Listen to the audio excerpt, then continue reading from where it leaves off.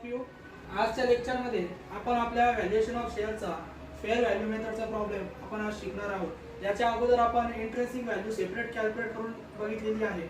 Yield value पण separate आपण शिकलेले आहोत. आज आपल्याला फेअर व्हॅल्यू मेथडचा प्रॉब्लेम शिकायचा आहे. फेअर व्हॅल्यू म्हणजे काय, तर फेअर व्हॅल्यूचा प्रॉब्लेम जर तुम्हाला विचारला तर तुम्हाला इंट्रेन्सिक व्हॅल्यू, यील्ड व्हॅल्यू दोन्ही व्हॅल्यू अगोदर कॅल्क्युलेट करावे लागतील आणि नंतर फेअर व्हॅल्यू सोडवावी लागेल. तो प्रॉब्लेम गुगल मीटवर आपण सोडवलेला आहे सकाळीच. परत एकदा आपण व्हिडिओ थ्रू तो प्रॉब्लेम सॉल्व्ह करूया.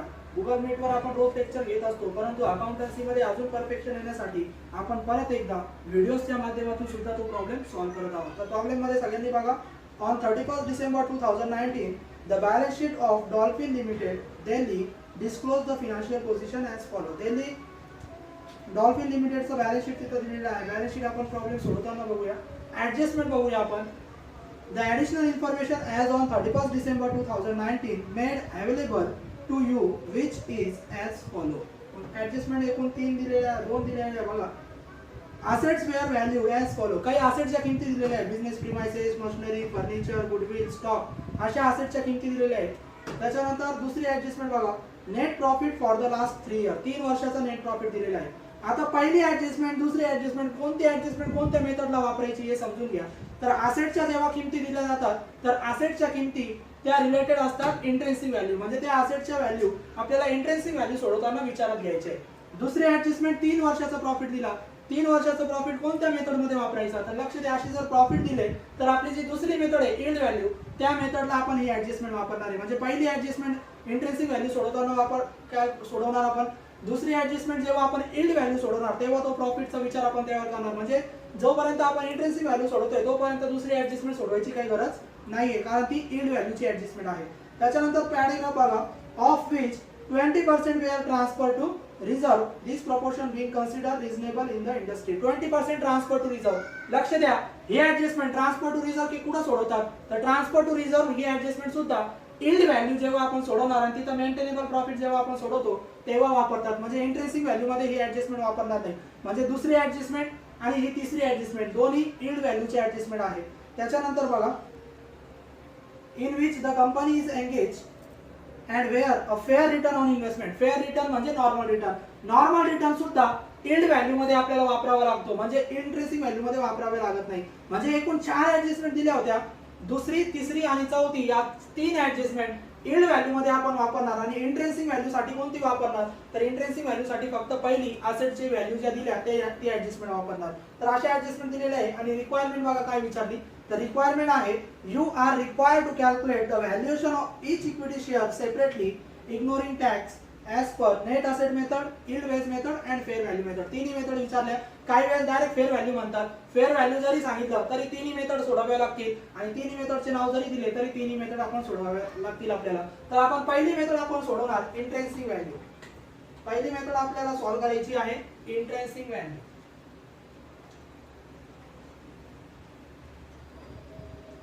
इंट्रेन्सिक व्हॅल्यू आपल्याला कॅल्क्युलेट करायची आहे. मग इंट्रेन्सिक व्हॅल्यू कशी कॅल्क्युलेट करतात, तर इंट्रेन्सिक व्हॅल्यू सोडवण्यासाठी आपण पहिले सोडवणार टोटल नेट असेट. मग आपण पहिले सोडवणार total net assets. Total net asset घेणार आपण. टोटल नेट असेट कशा सोडवतात, तर पहिले असेट्स रेकॉर्ड करणार आणि असेट्स मधून लायबिलिटी लेस करणार. मग टोटल नेट असेट साठी आपण पहिले असेट्स रेकॉर्ड करणार. बॅलन्स शीटला असेट दिले जातात, त्या असेट आपण रेकॉर्ड करणार. बॅलन्स शीटच्या असेट पैकी काही असेट इथं इग्नोर केल्या जातात, रेकॉर्ड केल्या जात नाही. कोणत्या, तर फिक्टिशियस असेट आणि प्रॉफिट अँड लॉस हे जर असेट साइडला आले तर त्या असेट मध्ये रेकॉर्ड केले जात नाही. म्हणजे फिक्टिशियस असेट आणि प्रॉफिट अँड लॉस हे 2 घटक सोडून बाकीच्या सर्व असेट तुम्ही रेकॉर्ड करू शकता. मग बघा बॅलन्स शीटच्या असेट साइडला पहिली असेट दिलेली गुडविल. मग आपण रेकॉर्ड करणार गुडविल.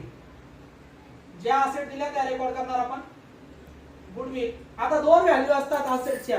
एक बॅलन्स शीटला व्हॅल्यू असते आणि एक ऍडजस्टमेंटला व्हॅल्यू असते. बॅलन्स शीटची व्हॅल्यू म्हणजे बुक व्हॅल्यू आणि ऍडजस्टमेंटची व्हॅल्यू म्हणजे त्याला मार्केट व्हॅल्यू आपण म्हणणार. असेट ज्या रेकॉर्ड करणार त्या नेहमी मार्केट व्हॅल्यूने रेकॉर्ड करायच्या, म्हणजे ऍडजस्टमेंटच्या किमतीने. आणि जर मार्केट व्हॅल्यू ऍडजस्टमेंट मध्ये दिली नाही तर मग तुम्ही बुक व्हॅल्यू वापरू शकता, म्हणजे बॅलन्स शीटची व्हॅल्यूने रेकॉर्ड करू शकता. आता गुडविल बघा. बॅलन्स शीटला 42,000 आहे आणि ऍडजस्टमेंट पहिली जर बघितली तर गुडविल आपल्याला दिलेली आहे, तिथं गुडविल आपल्याला 50,000 दिलेली. मग तुम्ही गुडविल जर ऍडजस्टमेंट मध्ये दिली तर बॅलन्स शीटची किंमत लिहू शकत नाही, आपल्याला ऍडजस्टमेंटचीच व्हॅल्यू द्यावी लागेल. मग ऍडजस्टमेंटला दिलेली 50,000. मग आपण गुडविल लिहिणार 50,000. त्याच्यानंतर पुढची असेट बघा, गुडविल नंतर आपल्याला दिलेली आहे बिझनेस प्रीमाइसेस. मग आपण पुढची असेट रेकॉर्ड करणार बिझनेस प्रीमाइसेस.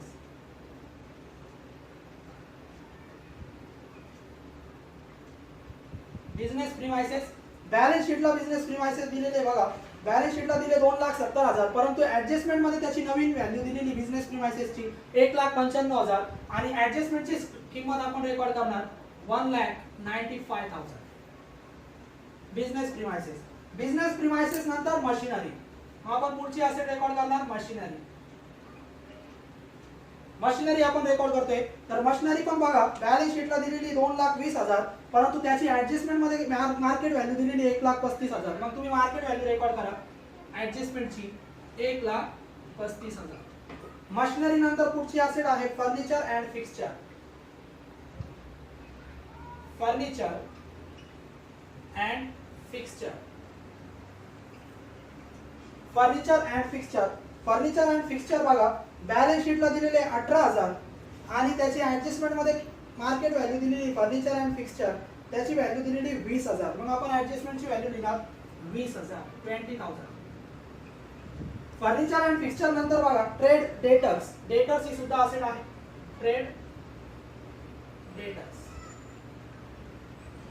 मग डेटर्स बघा बॅलन्स शीटला आपल्याला डेटर्स दिलेले 2,75,000, ऍडजस्टमेंट मध्ये त्याची काही व्हॅल्यू दिलेली नाहीये. मग आपण बॅलन्स शीटची व्हॅल्यू रेकॉर्ड करणार 2,75,000. Trade debtors. डेटर्स नंतर बघा डेटर्स नंतर स्टॉक इन ट्रेड आपल्याला दिलेले. मग स्टॉक इन ट्रेड आपण रेकॉर्ड करणार stock in trade. Stock in trade आपल्याला दिलेले बघा बॅलन्स शीटला स्टॉक इन ट्रेड 1,05,000 आहे, परंतु ऍडजस्टमेंट मध्ये स्टॉकची व्हॅल्यू दिलेली 1,05,000. मग ऍडजस्टमेंटची दोन्ही व्हॅल्यू सेम आहे, आपण लिहिणार 1,05,000 ऍडजस्टमेंटची व्हॅल्यू. त्याच्यानंतर स्टॉक इन ट्रेड नंतर बघा बॅलन्स शीटला दिलेली कॅश. कॅश पण आपण रेकॉर्ड करणार कॅश इन हँड. कॅश आणि बँक या हे दोन बॅलन्स ऍडजस्टमेंट मध्ये आपल्याला नसतात, त्याच्या बुक व्हॅल्यू आपल्याला रेकॉर्ड करावे लागतात आणि मग त्याची बुक व्हॅल्यू आहे 20,000, 20,000. Cash in hand. Cash in hand नंतर असेट साइड बघितली तर आपण असेट संपलेला आहे, म्हणजे सर्व असेट आपण रेकॉर्ड केल्या. असेट मध्ये कोणते असेट रेकॉर्ड करत नाही? फिक्टिशियस असेट ज्या या प्रॉब्लेम मध्ये नव्हत्याच, आणि प्रॉफिट अँड लॉस ते पण प्रॉब्लेम मध्ये नव्हतं. ते जर या प्रॉब्लेम मध्ये असते, म्हणजे एखादी फिक्टिशियस असेट साइडला जर असती किंवा प्रॉफिट अँड लॉस असेट साइडला जर असतं, तर ते प्रॉफिट अँड लॉस ते फिक्टिशियस असेट याच्यामध्ये रेकॉर्ड करू नका, कारण ते आपण इग्नोर करत असतो. मग असेट आपल्या सगळ्या झाल्या, याची आपण करणार टोटल. मग टोटल असेट जर आपण बघितल्या तर त्या आल्या आपल्या 8 लाखाच्या. टोटल असेट आल्या 8 लाखाच्या.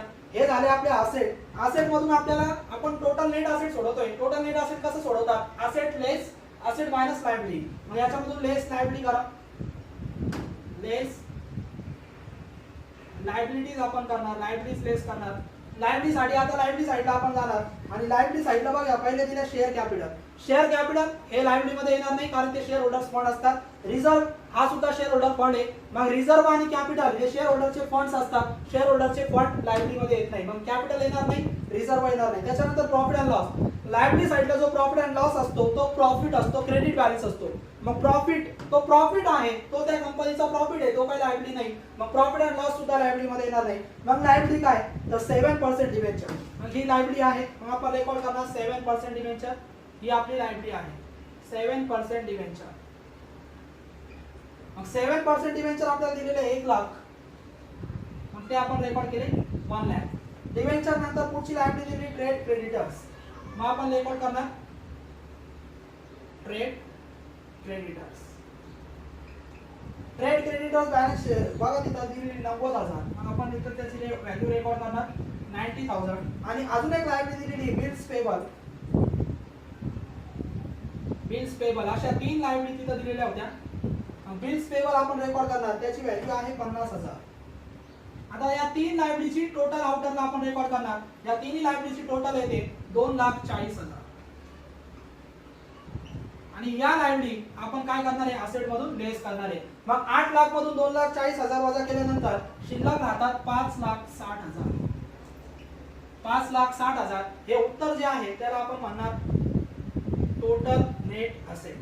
टोटल नेट असेट आहे त्या टोटल नेट असेट्स आपले आलेले आहे. Total net assets 5,60,000. आता काय करायचं, मग पुढच्या स्टेपला आपण या टोटल नेट असेट लिहिणार.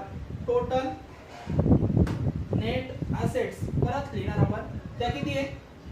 5,60,000.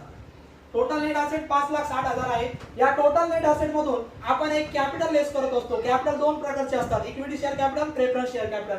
टोटल नेट असेट मधून आपल्याला प्रेफरन्स शेअर कॅपिटल लेस करायचा असतो.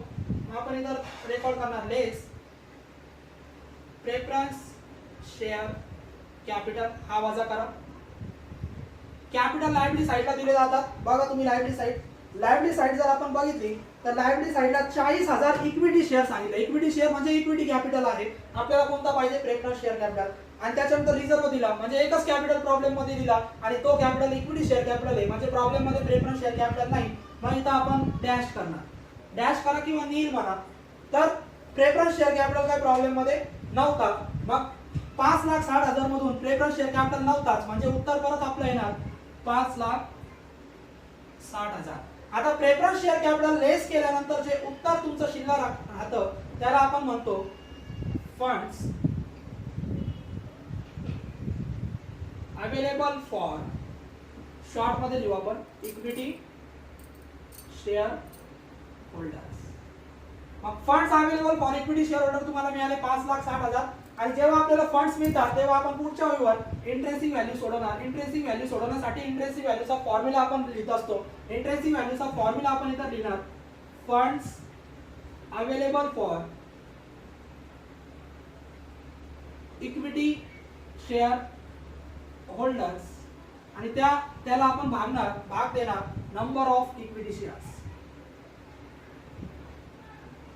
Number of equity shares. मग फंड्स आपल्याला इथं मिळालेले ते आहे 5,60,000.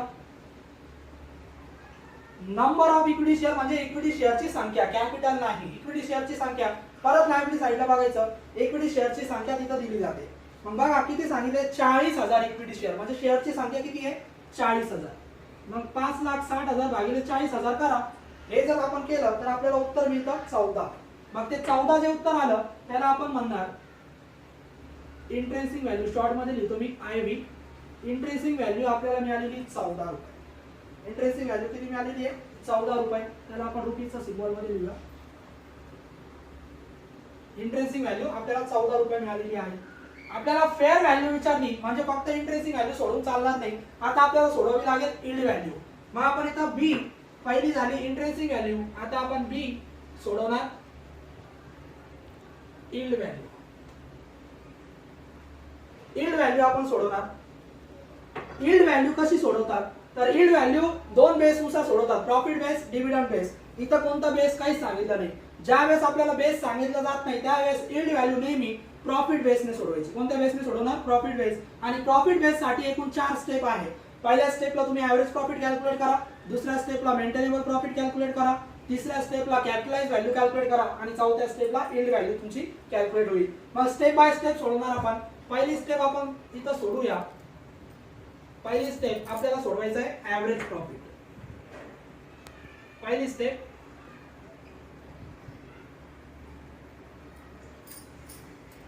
Average profit.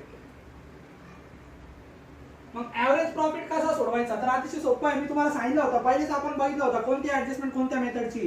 तर बाकीच्या ज्या ऍडजस्टमेंट होत्या त्या सर्व या मेथडच्या आहे यील्ड व्हॅल्यूच्या. मग तिथं प्रॉफिटची ऍडजस्टमेंट दिली. ज्यावेळेस तुम्हाला प्रॉफिटची ऍडजस्टमेंट दिली जाते त्या प्रॉफिट वरून तुम्हाला काढायचा असतो एव्हरेज प्रॉफिट. मग एकूण किती वर्षाचा प्रॉफिट दिला? 3 वर्षाचा. तुम्ही एव्हरेज काढण्यासाठी त्या 3 वर्षाच्या प्रॉफिटची टोटल करा. मग प्रॉफिट कसे दिले बघा 2017, 18, 19. मग आपण एका खाली एक लिहिणार 2017, 2018 आणि 2019 असे 3 प्रॉफिट दिले. त्याची व्हॅल्यू आपण लिहिणार. 2017 चा प्रॉफिट आहे 1,13,000. 2018 चा प्रॉफिट आहे 1,21,000 आणि 2019 चा प्रॉफिट आहे 1,26,000. असे 3 प्रॉफिट आपल्याला तिथे दिले. या तिन्ही प्रॉफिटची आपण टोटल करणार अगोदर. मग तिन्ही प्रॉफिटची टोटल केल्यानंतर आपल्याला उत्तर येते 3,60,000.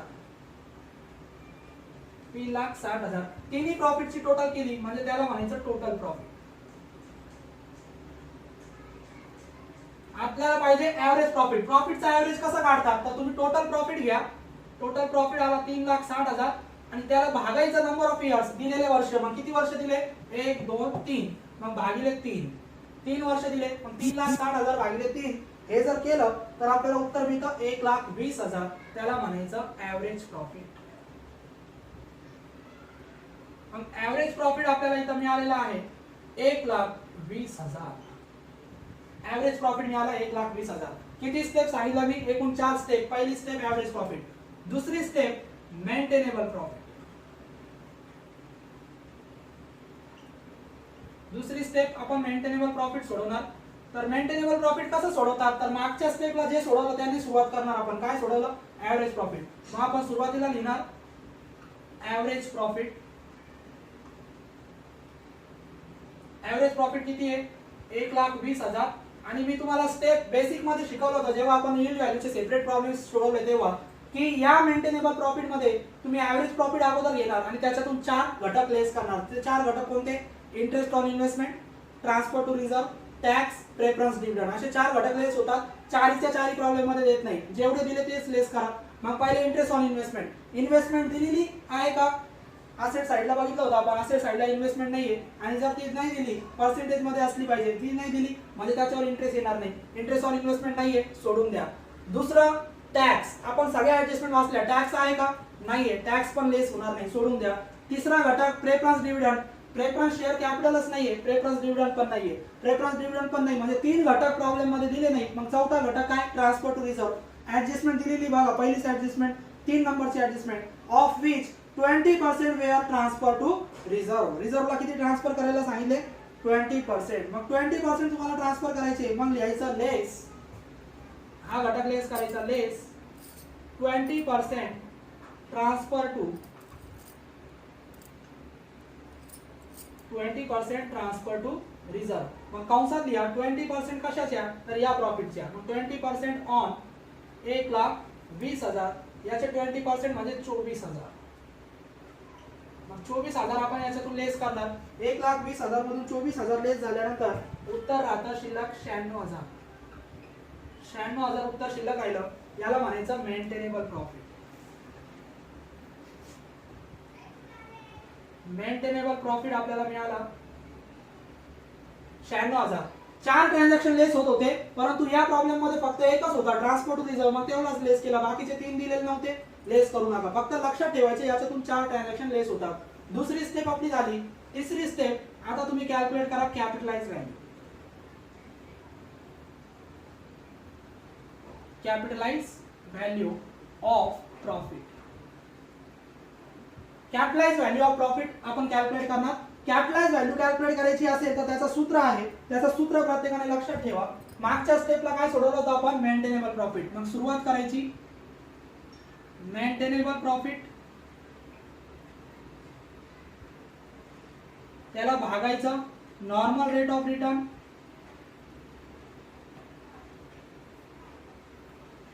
नॉर्मल रेट ऑफ रिटर्न, आणि त्याला आपण मल्टिप्लाय करणार 100.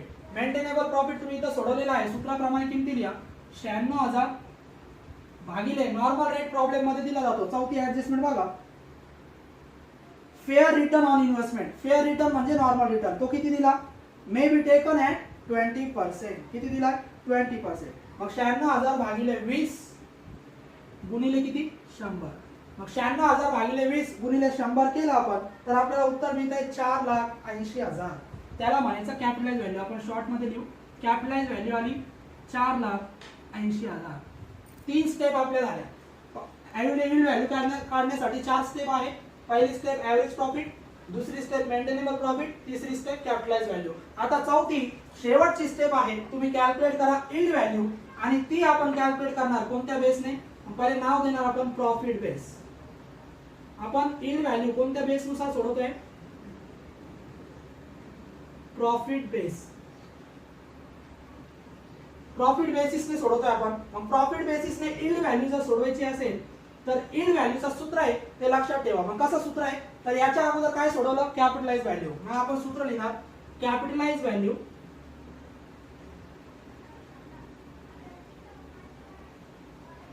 Of profit,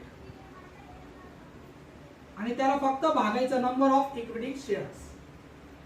number of equity shares. मग सूत्राप्रमाणे अमाऊंट लिहा. कॅपिटलाइज व्हॅल्यू तुम्ही इथं सोडवलेली आहे ती आहे 4,80,000 भागिले नंबर ऑफ इक्विटी शेअर. इथं बघा इंटरेस्टिंग व्हॅल्यू सोडवताना नंबर ऑफ इक्विटी शेअर तुम्ही इथं सोडवलेले किती नंबर ऑफ इक्विटी शेअर 40,000 संख्या आहे. मग शेअरची संख्या 40,000. मग 4,80,000 भागिले आपण 40,000 केलं तर उत्तर येतं 12. उत्तर येतं 12. ते आहे यील्ड व्हॅल्यू. शॉर्ट मध्ये लिहितोय मी yield value is equal to 12. Yield value किती मिळाली 12. इंटरेस्टिंग व्हॅल्यू मिळाली 14. यील्ड व्हॅल्यू मिळाली 12. यील्ड व्हॅल्यू कॅल्क्युलेट केली आपण कोणत्या बेसने प्रॉफिट बेसने. किती स्टेप मध्ये 4 स्टेप मध्ये. Average profit, maintainable profit, capitalise value आणि प्रॉफिट बेस नुसार यील्ड व्हॅल्यू. आता शेवटची सी आपल्याला सोडवायची फेअर व्हॅल्यू. मग फेअर व्हॅल्यू कशी सोडवतात तर फेअर व्हॅल्यू म्हणजे या दोन्ही मेथडचा एव्हरेज, इंटरेस्टिंग व्हॅल्यू आणि यील्ड व्हॅल्यू यांचा एव्हरेज. मग फेअर व्हॅल्यूचं सूत्र लक्षात ठेवा. फेअर व्हॅल्यू मी तर शॉर्ट मध्ये लिहितो FV is equal to interesting value plus yield value आणि त्याला भागायचं 2 ने. मग मला सांगा सूत्राप्रमाणे आपण किमती जर लिहिल्या, इंटरेस्टिंग व्हॅल्यू तुम्ही इथं सोडवलेली, इंटरेस्टिंग व्हॅल्यू किती आहे 14 आणि यील्ड व्हॅल्यू किती आहे 12. मग interesting value 14 plus yield value 12 भागिले 2. मग पुढच्या ओळीवर 14 आणि 12 26 भागिले 2. त्यांचा एव्हरेज येतो किती 13. मग फेअर व्हॅल्यू आपल्याला इथं मिळालेली आहे बघा आणि फेअर व्हॅल्यू आपल्याला मिळाली किती 13 रुपये. त्याला आपण इथं ब्रॅकेट करणार. तर फेअर व्हॅल्यू आपण सोडवली आणि फेअर व्हॅल्यू आपल्याला मिळालेली आहे ₹13. 13 रुपये फेअर व्हॅल्यू आपल्याला मिळालेली आहे. तर या पद्धतीने फेअर व्हॅल्यू आपण सोडवली. फेअर व्हॅल्यू डायरेक्ट सोडवता येत नाही. फेअर व्हॅल्यू सोडवण्यासाठी पहिले इंटरेस्टिंग व्हॅल्यू सोडवा, त्याच्यानंतर यील्ड व्हॅल्यू सोडवा आणि नंतर आपण त्यांचा एव्हरेज म्हणजे फेअर व्हॅल्यू सोडवू शकतो. तर या पद्धतीने आपण स्टेप बाय स्टेप प्रॉब्लेम सोडवलेला आहे. इंटरेस्टिंग व्हॅल्यू, यील्ड व्हॅल्यू आणि नंतर फेअर व्हॅल्यू. तर या पद्धतीने आपण हा प्रॉब्लेम सोडवला. पुढचा प्रॉब्लेम आपण पुढच्या लेक्चर मध्ये सॉल्व्ह करू. ठीक आहे.